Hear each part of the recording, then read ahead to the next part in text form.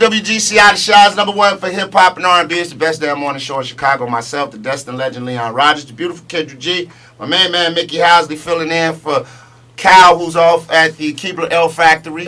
You know that's what Cal does. But right now, we got the most powerful person in Chicago in the building. We got royalty in the building.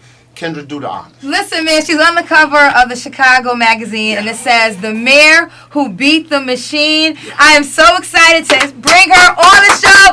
Lori Lightfoot, man. Thank you. How are you feeling? I'm feeling good today. So you were with us about, 2 years ago? That's probably about right. 2 years ago, because you were doing, just backstory with that, you were doing the investigation of the police department. Reform. Right, that's Yes. exactly right. We were, I think we came on to talk to you about the police reform accountability and what our findings and results were, and trying to push forward to make sure our recommendations got implemented. So it's been a minute. Did you have mayor aspirations then? No, I mean, it really kind of evolved after that, and part of it was the frustration that a lot of the hard work that needed to be done to reform the police department just wasn't getting implemented, wasn't moving forward. So it's kind of a long journey for me from then till now, but I'm obviously happy to be sitting in this seat. Yes, Mayor Lori Lightfoot. Your story is absolutely amazing. And when you were having your campaign for mayor, one thing that I found interesting, that not only were you getting mad love here in Chicago, people from outside of the state of Illinois and the city of Chicago were showing mad interest in the mayoral race here. How did that make you feel? It's just as a human being, period, that people latched on to your movement. Well, look, it's obviously humbling. The response that we've received both here and nationally, and to some extent internationally, has been pretty amazing.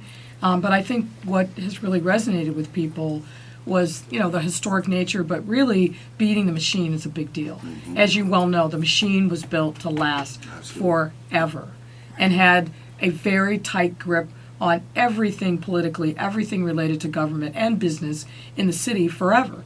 So the fact that we took that on, ran solidly against it, I keep having people come up to me and say, "I can't believe it. Thank you. Right. Thank you for bringing change to the city." Right. Major seat you sit in. Now, recently you had a conversation with President Donald Trump. Yeah. What was that conversation about?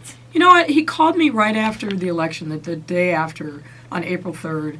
It was a very cordial conversation. He was very complimentary of the victory and the way in which we won, offered his support, and said that he believed that there were things that he could do to help the city of Chicago. Look, my values are not Donald Trump's values, and we're never going to meet, particularly on social issues. Some of the stuff he's done at the border, the way in which he's dealing with our immigrant population. But as the mayor of the city of Chicago, there's dollars in Washington. People, our taxpayers, are paying their money, and we're not getting our fair share back. So I have a responsibility as the mayor to advocate on behalf of taxpayers in the city to get money back here to make sure that we are meeting our needs, particularly around transportation and infrastructure. I want to get back to something you said, beating the machine, Mm-hmm. and I do see how you did that, and that was very amazing. Now that we have the organic grassroots in government in Chicago, in politics, a refreshing new tree, so to speak, Mm-hmm. how do we keep the machine out from reassimilating like the Borg? All my Star Trek fans out there, I don't want the machine to come back in. How do we keep the machine out, or how do we get the machine to evolve and change to a better machine? Yeah, well, I don't think we're going to get the machine to evolve and change to a different machine. Okay. And let's be clear, the machine's not dead. Okay. I think we dealt it a pretty serious blow, but it's not dead. And we can see that in the back and forth about who's up, who's down. The machine fundamentally is about amassing power and keeping power and shutting everybody else out. So I think the best way that we can do it is to call it out when we see it, and no matter who's perpetuating it, because this isn't just, a certain class of people. It's people who look like you and me, Absolutely. right, who benefited from the machine, are upset about the fact that the status quo has been upset. It's business people, also in the black and brown communities, who profited from the machine. So we just have to call it out when we see it, but also make sure that we are pressing forward with a new progressive vision of the city that is far more inclusive. And what you're going to see from me and hear from me is talking about that, opening up the doors of power and opportunity to people who've been shut out forever. Right. And that's about making sure that we're investing in neighborhoods, that we are uplifting people in the neighborhoods, and not just focusing exclusively on the downtown and the powerful moneyed interests across the city. Okay. That's how we beat the machine. Eddie Johnson, is he going to keep his job?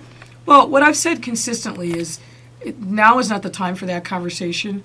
We've got summer violence. Unfortunately, we've already seen in the last week, people shooting people up, just standing on the sidewalk. There was a shooting last night, 13-year-old shot in a stairwell. What is the plan for that? Because I know we don't have that much time, but the city of Chicago, you know, we talk about on the morning, every single morning, a kid getting shot or someone dying in the South Side, and there's no repercussions. So we need to have, there needs to be repercussions if a child or if a person gets shot. It needs to be as safe as it is downtown. So do you have a plan for that? Yeah, we are going to be actually rolling out our summer violence strategy later this afternoon, but let me give you a little bit of preview. What's going on in these neighborhoods is a public health crisis, meaning people are engaged in acts of violence because there's poverty, there's lack of investment, the issues regarding schools, mental health, social safety net, all of those issues. We can't expect to make significant progress on the violence unless we are making the kind of investments to dislodge this misery and lack of hope. But we also have to your point, we have to call it out. It is absolutely fundamentally unacceptable that people are shooting up a cell phone store where the mother was in there with her 3 babies and she gets hit and killed, right? What's the trauma going to be for those kids for the rest of their lives without their mother? People were out on Rainbow Beach just a couple days ago and got shot up. We have to call that out. And the people who are perpetuating the violence, that are picking up guns to solve the problems, I don't care who they are, I don't care what their age is, we cannot give them shelter. We can't just say, oh, well, this is acceptable. Now, again, we can't blame the victims, but we absolutely need to call out the people who are perpetrating the violence. Yeah. And we've been silent for way too long on these issues. When we talk about that, and Kendra always brings this up too, which I think is a very valid point. What about legislature? Like, I know on the grassroots of it, we got young guys out here wilding out, and we have to do something about that. But what about the higher ups, like the people who continue to make money off these deaths? Yeah. Because a lot of that is happening too, from No, the powers that be. No, we have to absolutely go after that as well. But the thing that we're changing is about our strategy is a couple things. Number one, all city agencies, all hands on deck. Right? This isn't an issue that the police department should or can solve by itself. That's been the strategy. It hasn't worked. So we got to have all hands on deck. That means the parks, the schools, the libraries, the human resources functions. Everybody, in effect, is going to. I'm a sports fan, we're going to flood the zone. Yeah. Everybody's going to be all in. We know where these issues are. We know where we expect the problems. I'm going to be personally out and visible, not just during the safe daylight hours, but out at night and walking these streets and show solidarity with the people in those neighborhoods. Man, Lightfoot with Tom Brady, we're going to flood the zone. Absolutely. 2 routes through there. I know we got to go. Last question now. But right before Mayor Ron was pursuing a lawsuit against Jussie Smollett with the city, are you going to pursue that lawsuit, or is it over now that we got a new mayor in the office? Well, look, first of all, I think there's significant legal issues with that. And I won't get into the details, but I don't know that that's a viable lawsuit. But look, everybody asked me about Jussie Smollett. I got violence, I got schools, I got municipal finance, I got kids that need to be able to eat, right? Jussie Smollett, what's the song? I got 10,000 problems and he ain't. Jussie reference. He's not on my radar. Okay. So that'll have to get itself resolved. But I think people in the city, they don't want me to focus on the nonsense. Right. They want me to get shit done. Woo! Put it down.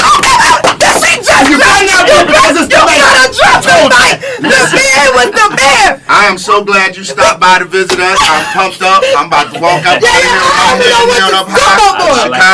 I think Chicago's about to make a serious comeback. I just want to know, when is the party for the I'm trying to come through. We gotta be in the building there,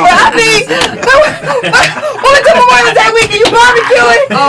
Absolutely, I'm queuing. Okay, I'm coming up. I'll make the macaroni. Yeah, I'm about to bring us some Avion tequila.